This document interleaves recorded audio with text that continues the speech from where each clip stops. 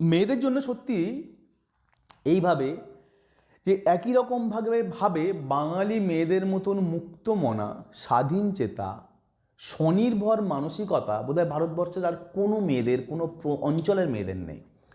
এবং এই মানসিকতার জন্যেই বোধহয় ভারতবর্ষের অন্য কোনো প্রভিন্সের বাঙালি মেয়েদেরকে বৌমা করার ব্যাপারে এত আপত্তি থাকে। আমি এটা বহু উদাহরণ দিয়ে দেখেছি। অবাঙালি ছেলে বাঙালি মেয়ের 5 বছর 7 বছরের রিলেশনশিপ রয়েছে, কিন্তু যখন বিয়ের কথা উঠবে শুধু এই কারণ যে সে মেয়েটা বাঙালি তাই বাড়ির বৌমা হতে পারবে না, আর কোনো কারণ নেই।